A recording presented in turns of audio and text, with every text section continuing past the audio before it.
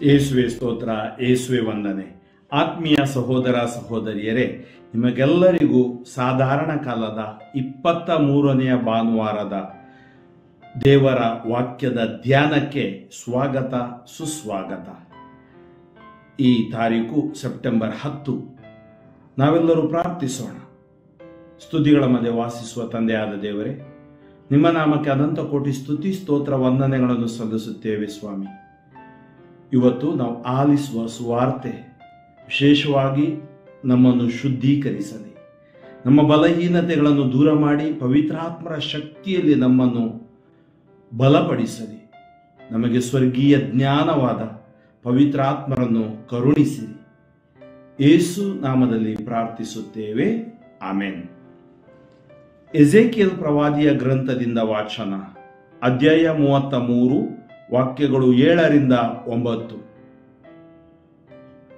ಕರ್ತರು ನನಗೆ ಇಂತೆಂದರು, ನರಪುತ್ರನೇ, ನಾನು ನಿನ್ನನ್ನು ಇಸ್ರಾಯೇಲ್ ವಂಶದವರಿಗೆ ಕಾವಲುಗಾರನಾಗಿ ನೇಮಿಸಿದ್ದೇನೆ. ನೀನು ನನ್ನ ಬಾಯಿಂದ ಹೊರಡುವ ಮಾತನ್ನು ಕೇಳಿ ನನ್ನ ದೂತನಾಗಿ ಅವರನ್ನು ಎಚ್ಚರಪಡಿಸು. ನಾನು ದುಷ್ಟನಿಗೆ, ದುಷ್ಟನೇ, ನೀನು ಸತ್ತೇ ಸಾಯುವೆ ಎಂದು ನುಡಿಯುವಾಗ, ನೀನು ಆ ದುಷ್ಟನನ್ನು ತನ್ನ ದುರ್ಮಾರ್ಗದಿಂದ ತಪ್ಪಿಸಲು ಅವನನ್ನು ಎಚ್ಚರಪಡಿಸದೆ ಹೋದರೆ ಅವನು ತನ್ನ ಅಪರಾಧದಿಂದಲೇ ಸಾಯಬೇಕಾಗುವುದು. ಅವನ ಮರಣಕ್ಕೆ ಹೊಣೆಯಾದ ನಿನಗೆ ಮುಯ್ಯಿ ತೀರಿಸುವೆನು. ಆದರೆ ನೀನು ದುಷ್ಟನನ್ನು ದುರ್ಮಾರ್ಗದಿಂದ ತಪ್ಪಿಸಲು ಅವನನ್ನು ಎಚ್ಚರಿಸಿದರೂ ಇವನು ಅದನ್ನು ಬಿಡದೆ ಹೋದರೆ ನಿನ್ನ ಪ್ರಾಣವನ್ನು ಉಳಿಸಿಕೊಳ್ಳುವೆ. ಕೀರ್ತನೆ 95. ಪ್ರಭುವಿನ ಕರೆಗೆ ಕಿವಿಗೊಟ್ಟರೆನಿತೋ ಒಳಿತು ನೀವೆಂದೇ. ಬನ್ನಿ, ಸ್ತುತಿಗೀತೆ ಹಾಡೋಣ. ಬನ್ನಿ, ಪ್ರಭುವಿಗೆ ಜಯಘೋಷ ಮಾಡೋಣ, ನಮ್ಮ ರಕ್ಷಕ ದೇವನಿಗೆ. ಆತನ ಸನ್ನಿಧಿ ಸೇರೋಣ ಕೃತಜ್ಞತಾ ಸ್ತುತಿಯೊಂದಿಗೆ. ಜಯ ಜಯಕಾರ ಮಾಡೋಣ ಕೀರ್ತನೆಗಳಿಂದ ಆತನಿಗೆ. ಪ್ರಭುವಿನ ಕರೆಗೆ ಕಿವಿಗೊಟ್ಟರೆನಿತೋ ಒಳಿತು ನೀವೆಂದೇ. ಬನ್ನಿ, ಆರಾಧಿಸೋಣ. ಬನ್ನಿ, ಬಾಗಿ ವಂದಿಸೋಣ. ನಮ್ಮನ್ನು ಸೃಜಿಸಿದ ಪ್ರಭುವಿಗೆ ಸಾಷ್ಟಾಂಗವೆರಗೋಣ. ಆತನೆಮ್ಮ ದೇವರು, ನಾವು ಆತನ ಕೈಮಂದೆ. ಆತನಿಂದಲೇ ಪಾಲನೆ ಪೋಷಣೆ ಪಡೆದ ಜನತೆ. ಪ್ರಭುವಿನ ಕರೆಗೆ ಕಿವಿಗೊಟ್ಟರೆನಿತೋ ಒಳಿತು ನೀವೆಂದೇ. ಆತನ ಕರೆಗೆ ಕಿವಿಗೊಟ್ಟರೆನಿತು ಒಳಿತು ನೀವೆಂದೇ. ಕಲ್ಲಾಗಿಸಿಕೊಳ್ಳದಿರಿ ಹೃದಯವನ್ನು ನಿಮ್ಮ ಪೂರ್ವಜರಂತೆ. ಮೆರಿಬಾದಲ್ಲಿ ಮಸ್ಸಾ ಮರುಭೂಮಿಯಲ್ಲಿ ಅವರು ಮಾಡಿದಂತೆ. ನೋಡಿದರಾದರೂ ನನ್ನ ಮತ್ಕಾರ್ಯಗಳನ್ನು, ಅಲ್ಲವರು ಕೆಣಕಿದರು, ಪರಿಶೋಧಿಸಿದರು ನನ್ನನು. ಪ್ರಭುವಿನ ಕರೆಗೆ ಕಿವಿಗೊಟ್ಟರೆನಿತೋ ಒಳಿತು ನೀವೆಂದೇ. ರೋಮನರಿಗೆ ಬರೆದ ಪತ್ರದಿಂದ ವಾಚನ, ಅಧ್ಯಾಯ 13, ವಾಕ್ಯಗಳು 8ರಿಂದ 10. ಸಹೋದರರೇ, ಒಬ್ಬರನ್ನೊಬ್ಬರು ಪ್ರೀತಿಸಬೇಕೆಂಬ ಋಣವೇ ಹೊರತು ಬೇರೆ ಯಾವ ವಿಧವಾದ ಋಣವೂ ನಿಮಗಿರಬಾರದು. ಏಕೆಂದರೆ ಪರರನ್ನು ಪ್ರೀತಿಸುವವನು ಧರ್ಮಶಾಸ್ತ್ರವನ್ನು ಪೂರ್ಣವಾಗಿ ನೆರವೇರಿಸಿದವನು. ವ್ಯಭಿಚಾರ ಮಾಡಬೇಡ, ಕೊಲ್ಲಬೇಡ, ಕಳಬೇಡ, ದುರಾಶೆ ಪಡಬೇಡ, ಈ ಮುಂತಾದ ಆಜ್ಞೆಗಳೆಲ್ಲವೂ ನೀನು ನಿನ್ನನ್ನು ಪ್ರೀತಿಸಿಕೊಳ್ಳುವಂತೆ ನಿನ್ನ ನೆರೆಯವರನ್ನು ಪ್ರೀತಿಸು ಎಂಬ ಒಂದೇ ಆಜ್ಞೆಯಲ್ಲಿ ಅಡಗಿವೆ. ಪ್ರೀತಿಯು ಪರರಿಗೆ ಕೇಡು ಬಗೆಯದು, ಆದ ಕಾರಣ ಪ್ರೀತಿಯೇ ಧರ್ಮಶಾಸ್ತ್ರದ ಪೂರೈಕೆ. ಶುಭ ಸಂದೇಶ, ಮತ್ತಾಯ 18, ವಾಕ್ಯಗಳು 15ರಿಂದ 20. ಆ ಕಾಲದಲ್ಲಿ ಯೇಸು ತಮ್ಮ ಶಿಷ್ಯರಿಗೆ ಹೀಗೆಂದರು, ನಿನ್ನ ಸೋದರನು ನಿನಗೆ ಅಪರಾಧ ಮಾಡಿದರೆ ನೀನು ಹೋಗಿ ನೀವಿಬ್ಬರೇ ಇರುವಾಗ ಅವನ ತಪ್ಪನ್ನು ಮನಗಾಣಿಸು. ಅವನು ನಿನಗೆ ಕಿವಿಗೊಟ್ಟರೆ ಅವನ ಸೋದರತ್ವವನ್ನು ನೀನು ಮತ್ತೆ ಗಳಿಸಿಕೊಂಡಂತಾಗುವುದು. ಒಂದು ವೇಳೆ ಅವನು ನಿನಗೆ ಕಿವಿಗೊಡದೇ ಹೋದರೆ ಒಬ್ಬಿಬ್ಬರನ್ನು ನಿನ್ನ ಸಂಗಡ ಕರೆದುಕೊಂಡು ಹೋಗು. ಹೀಗೆ 2 ಅಥವಾ 3 ಸಾಕ್ಷಿಗಳ ಸಮ್ಮುಖದಲ್ಲಿ ಪ್ರತಿಯೊಂದು ಮಾತು ಇತ್ಯರ್ಥವಾಗಲಿ. ಅವರಿಗೂ ಅವನು ಕಿವಿಗೊಡದೆ ಹೋದಲ್ಲಿ ಧರ್ಮಸಭೆಗೆ ತಿಳಿಸು. ಧರ್ಮಸಭೆಗೂ ಅವನು ಕಿವಿಗೊಡದೆ ಹೋದರೆ ಅವನನ್ನು ಧರ್ಮಭ್ರಷ್ಟನೆಂದು ಹಾಗೂ ಬಹಿಷ್ಕೃತನೆಂದು ಪರಿಗಣಿಸು. ನೀವು ಇಹದಲ್ಲಿ ಏನನ್ನು ಬಂಧಿಸುತ್ತೀರೋ ಅದು ಪರದಲ್ಲೂ ಬಂಧಿಸಲಾಗುವುದು. ನೀವು ಇಹದಲ್ಲಿ ಏನನ್ನು ಬಿಚ್ಚುತ್ತೀರೋ ಅದು ಪರದಲ್ಲೂ ಬಿಚ್ಚಲಾಗುವುದು ಎಂದು ನಿಮಗೆ ಖಚಿತವಾಗಿ ಹೇಳುತ್ತೇನೆ.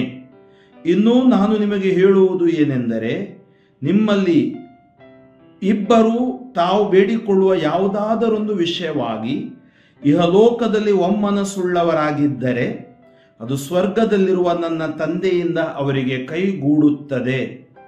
ಎಲ್ಲಿ ಇಬ್ಬರು ಮೂವರು ನನ್ನ ನಾಮದಲ್ಲಿ ಸೇರಿರುತ್ತಾರೋ ಅಲ್ಲಿ ನಾನು ಅವರ ಮಧ್ಯೆ ಇರುತ್ತೇನೆ. ಆತ್ಮೀಯ ಸಹೋದರ ಸಹೋದರಿಯರೇ, ಇಂದಿನ ಈ ಶುಭ ವಾರ್ತೆಯನ್ನು ಮತ್ತು ವಾಕ್ಯಗಳನ್ನು ನಾವು ಧ್ಯಾನಿಸುವಾಗ ಮೊದಲನೆಯ ವಾಚನದಲ್ಲಿ ದೇವರು ಸ್ಪಷ್ಟವಾಗಿ ಹೇಳುತ್ತಾರೆ, ದುಷ್ಟನ ಸಾವಿನಲ್ಲಿ ದೇವರಿಗೆ ಸಂತೋಷವಿಲ್ಲ. ದುಷ್ಟನು ತನ್ನ ದುರ್ಮಾರ್ಗದಿಂದ ಅವನನ್ನು ತಪ್ಪಿಸಲು ಅವನನ್ನು ಎಚ್ಚರಪಡಿಸಬೇಕು.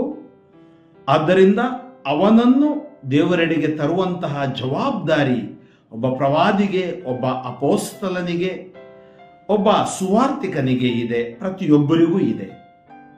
ಎರಡನೇ ವಾಚನದಲ್ಲಿ ಈ ಮೊದಲ ವಾಚನ ಶುಭ ಸಂದೇಶದ ಮಧ್ಯೆ ಇರುವ ಈ ವಾಚನ ಪ್ರೀತಿಯೇ ಧರ್ಮಶಾಸ್ತ್ರದ ಪೂರೈಕೆ.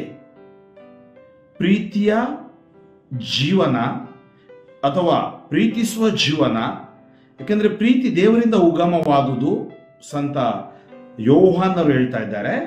ಆದ್ದರಿಂದ ಆ ಪ್ರೀತಿಗೆ ಎಲ್ಲೇ ಇಲ್ಲ. ಅದರಿಂದ ದೇವರು ದುಷ್ಟನನ್ನು ಆ ಪ್ರೀತಿಯಿಂದ ಸ್ಪರ್ಶಿಸಿ ಪರಿವರ್ತಿಸಲು ಅವಕಾಶ ಕೊಡ್ತಾರೆ. ಮತ್ತು ಎಲ್ಲಿ ದೇವರ ಪ್ರೀತಿ ಇದೆ, ನಿಜವಾದ ಪ್ರೀತಿ ಇದೆ, ಅಲ್ಲಿ ಯಾವುದೇ ತರಹದ ಪಾಪಕ್ಕೆ ಎಡೆ ಇಲ್ಲ. ಅದನ್ನೇ ಯೇಸು ಸ್ವಾಮಿ ಅಪರಾಧದ ಕುರಿತು ಹೇಳ್ತಾ ಇದ್ದಾರೆ. ನಿಮ್ಮ ಸಹೋದರ ಅಪರಾಧ ಮಾಡಿದರೆ ಅವನಿಗೆ ತಿಳಿಸು. ಇಬ್ಬರು ಸಾಕ್ಷಿಗಳು ಮೂವರು ಸಾಕ್ಷಿಗಳೊಂದಿಗೆ ತಿಳಿಸು. ಒಂದು ವೇಳೆ ಅಲ್ಲಿಯೂ ಇತ್ಯರ್ಥವಾಗದಿದ್ದರೆ ಅವನು ಧರ್ಮ ಭ್ರಷ್ಟನೆಂದು ಬಹಿಷ್ಕೃತನೆಂದು ಪರಿಗಣಿಸು. ಆತ್ಮೀಯರೇ, ತಪ್ಪು ಮಾಡದವರು, ಅಪರಾಧ ಮಾಡದವರು ಈ ಲೋಕದಲ್ಲಿ ಯಾರೂ ಇಲ್ಲ. ನಾವೆಷ್ಟೇ ಒಳ್ಳೆಯವರಿರಬಹುದು, ಆದರೆ ನಮ್ಮಲ್ಲಿ ಪಾಪದ ಸ್ವಭಾವ ಇದೆ.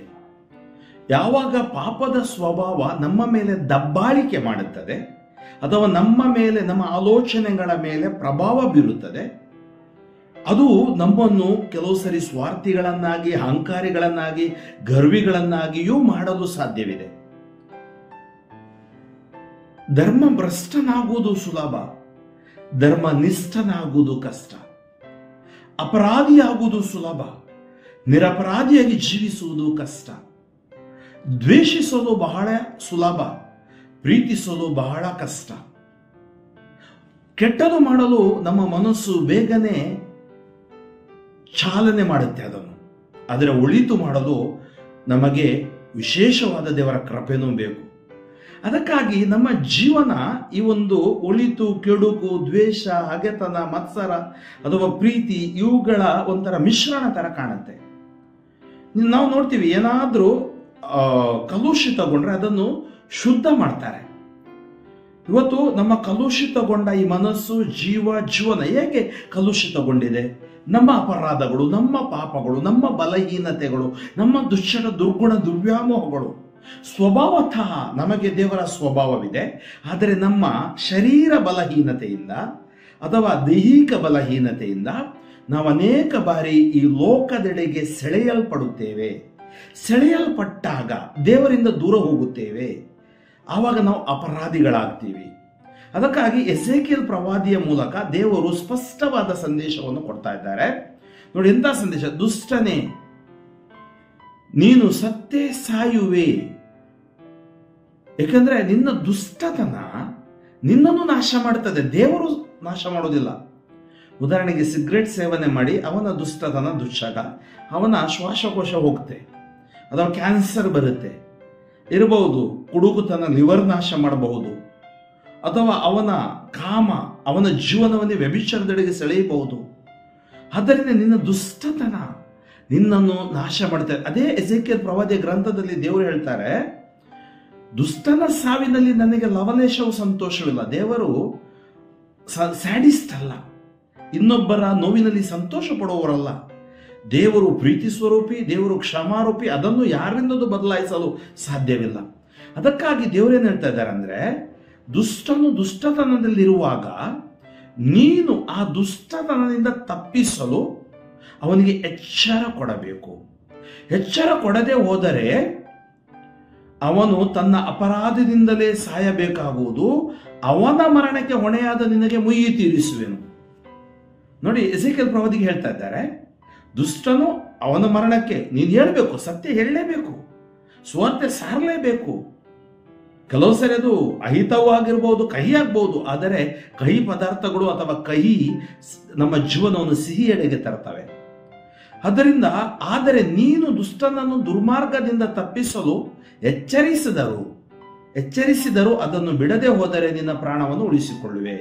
ಅಂದ್ರೆ ನಮ್ಮ ಕರ್ತವ್ಯ ಏನು? ಒಬ್ಬ ದುಷ್ಟತನ ಮಾಡ್ತಾ ಇರುವಾಗ ಬಿಡಬಾರ್ದು, ಅವನಿಗೆ ಹೇಳಬೇಕು. ಆಮೇಲೆ ಅವನು ಬದಲಾಗೋಲ್ಲ ಅಂದ್ರೆ ಆಮೇಲೆ ದೇವ್ರು ನೋಡ್ಕೊಳ್ತಾರೆ. ಅದನ್ನೇ ಯೇಸು ಸ್ವಾಮಿ ಸುವಾರ್ತೆಯಲ್ಲಿ ಹೇಳ್ತಾ ಇದ್ದಾರೆ. ನೋಡಿ, ಸಂಪೂರ್ಣತೆ, ಹಳೆ ಒಡಂಬಡಿಕೆ ಸಂಪೂರ್ಣತೆ ಯೇಸು ಸ್ವಾಮಿ.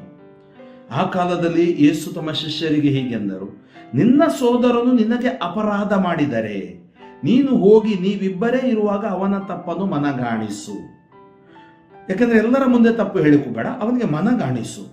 ಅವನು ನಿನಗೆ ಕಿವಿಗೊಟ್ಟರೆ ಅವನ ಸೋದರತ್ವವನ್ನು ನೀನು ಮತ್ತೆ ಗಳಿಸಿಕೊಂಡಂತಾಗುವುದು. ಯಾವಾಗ ನಾವು ತಪ್ಪು ಮಾಡುತ್ತೇವೆ, ತಪ್ಪು ಮಾಡಿದ್ದೇನೆ ಅಂತ ಒಪ್ಪಿಕೊಳ್ಳುವ ಮನಸ್ಸು ಇದೆಯಲ್ಲ, ಅದು ದೇವರ ಆಶೀರ್ವಾದ, ದೇವರ ಅನುಗ್ರಹ. ಅದರಿಂದ ಒಂದು ವೇಳೆ ಅವನು ನಿನಗೆ ಕಿವಿಗೊಡದೆ ಹೋದರೆ ಒಬ್ಬಿಬ್ಬರನ್ನು ನಿನ್ನ ಸಂಗಡ ಕರೆದುಕೊಂಡು ಹೋಗು. ಹೀಗೆ 2 ಅಥವಾ 3 ಸಾಕ್ಷಿಗಳ ಸಮ್ಮುಖದಲ್ಲಿ ಪ್ರತಿಯೊಂದು ಮಾತು ಇತ್ಯರ್ಥವಾಗಲಿ. ನೋಡಿ, ಯಾವುದೇ ವ್ಯಾಜ್ಯಗಳು ಇರಬಹುದು, ಅದನ್ನು ಇತ್ಯರ್ಥ ಮಾಡಿಕೊಳ್ಳಲು ನೋಡಿ. ಯಾವುದೇ ಅಪರಾಧಗಳು ಇರಬಹುದು, ತಪ್ಪಾದರೆ ತಪ್ಪು, ಅಲ್ಲಿ ನಮ್ಮ ಜೀವನವನ್ನು ನಾವು ನಾಶ ಮಾಡುವುದು ಬೇಡ, ದೇವರಿಂದ ದೂರ ಹೋಗುವುದು ಬೇಡ. ಅವರಿಗೂ ಅವನು ಕಿವಿಗೊಡದೆ ಹೋದಲ್ಲಿ, ಆ 2-3 ಕಿವಿಗೊಡದೆ ಹೋದಲ್ಲಿ ಧರ್ಮಸಭೆಗೆ ತಿಳಿಸು.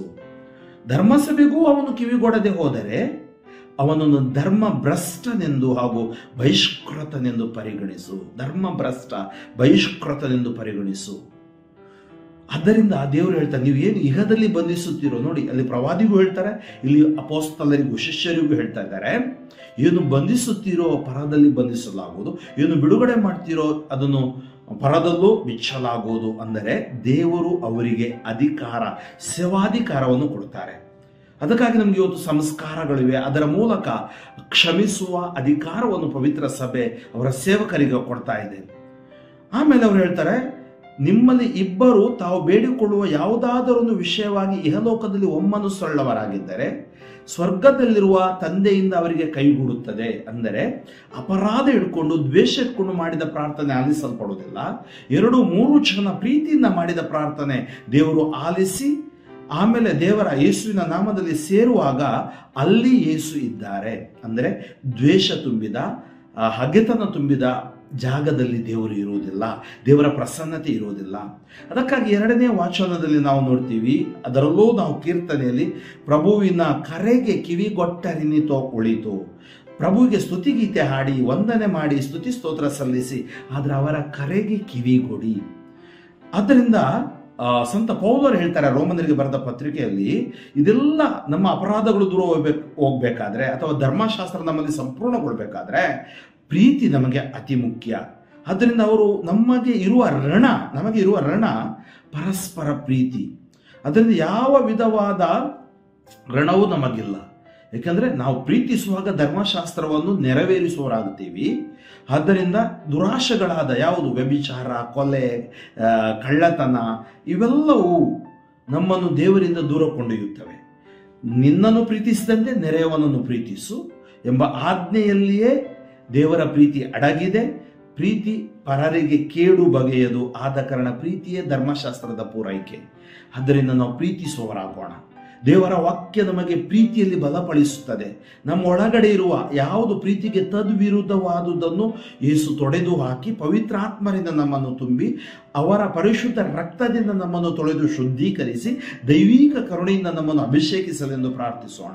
ಸ್ತುತಿಗಳ ಮಧ್ಯೆ ವಾಸಿಸುವ ತಂದೆಯಾದ ದೇವರೇ, ನಿಮ್ಮ ನಾಮಕ್ಕೆ ಅನಂತ ಕೋಟಿ ಸ್ತುತಿ ಸ್ತೋತ್ರ ವಂದನೆಗಳನ್ನು ಸಲ್ಲಿಸುತ್ತೇನೆ. ಇಂದು ನಾವು ಆಲಿಸಿದ ಈ ಸುವಾರ್ತೆ ನಮ್ಮನ್ನು ಶುದ್ಧೀಕರಿಸಲಿ. ನಮ್ಮ ಅಪರಾಧಗಳು, ನಮ್ಮೊಳಗಡಿರುವ ಬಲಹೀನತೆಗಳನ್ನು ಒಪ್ಪಿಕೊಂಡು ಪಶ್ಚಾತ್ತಾಪದಿಂದ ಕಣ್ಣೀರಿನಿಂದ ಅವುಗಳನ್ನು ಬಿಟ್ಟು ಬಿಡುವಂತೆ ನಮಗೆ ಬೇಕಾದ ಆತ್ಮರ ಶಕ್ತಿಯನ್ನು ಕರುಣಿಸಿರಿ. ಇದೋ ಕಠಿಣ ಮನಸ್ಸುಳ್ಳವರ ಮನಸ್ಸುಗಳನ್ನು ಪರಿವರ್ತಿಸು ಸ್ವಾಮಿ. ಎಲ್ಲಿ ಪ್ರೀತಿಯ ಕೊರತೆ ಇದೆ ಆ ಕುಟುಂಬಗಳಲ್ಲಿ, ಆ ವ್ಯಕ್ತಿಗಳಲ್ಲಿ, ಆ ದಂಪತಿಗಳಲ್ಲಿ, ಆ ಯುವಕ ಯುವತಿಯರಲ್ಲಿ ಪ್ರೀತಿ ತುಂಬಲ್ಪಡಲಿ. ನಿಮ್ಮ ಪ್ರೀತಿ ಇದೇ ನಿಮಿಷ ಇಳಿದು ಬರಲಿ. ನಿಮ್ಮ ಪ್ರೀತಿಯಿಂದ ಅವರನ್ನು ತುಂಬಿ ಅಭಿಷೇಕಿಸಿರಿ. ಎಷ್ಟೋ ಮಂದಿ ಪ್ರಾರ್ಥನೆಗಳು 2-3 ಜನ ಕೇಳುವಾಗ ನೀವು ಅಲ್ಲಿ ಇರ್ತೀರಿ, ನೀವು ಆಲಿಸುತ್ತೀರಿ ಎಂದಿದ್ದೀರಿ ಸ್ವಾಮಿ. ಈ ಜನರ ಪ್ರಾರ್ಥನೆಗಳನ್ನು ಆಲಿಸಿ ಅದ್ಭುತಗಳನ್ನು ಕರುಣಿಸಿರಿ. ಎಲ್ಲ ರೋಗ ರುಜಿನಗಳು ಯೇಸು ನಾಮದಲ್ಲಿ ಬಿಟ್ಟು ಸುಟ್ಟು ಬೂದಿಯಾಗಲಿ. ಯೇಸು ನಾಮದಲ್ಲಿ ಪ್ರಾರ್ಥಿಸುತ್ತೇನೆ. ಜೀವವುಳ್ಳ ತಂದೆಯೇ, ಸರ್ವಶಕ್ತ ದೇವರಾದ ಪಿತಾ, ಸುತ ಮತ್ತು ಪರಿಶುದ್ಧಾತ್ಮರು ನಿಮ್ಮನ್ನು ಆಶೀರ್ವದಿಸಲಿ. ಫಾದರ್ ಫ್ರಾಂಕ್ಲಿನ್ ಡಿಸೋಜ, ಶಿವಮೊಗ್ಗ ಧರ್ಮಕ್ಷೇತ್ರ, ನನಗಾಗಿಯೂ ನನ್ನ ಸ್ವಾರ್ಥ ಸೇವೆಗಾಗಿಯೂ ಪ್ರಾರ್ಥಿಸಿರಿ. ಸಾಧ್ಯವಾದಷ್ಟು ಜನರೊಂದಿಗೆ ಈ ಸ್ವಾರ್ಥೆಯನ್ನು ಹಂಚಿಕೊಳ್ಳಿರಿ. ಆಮೇನ್.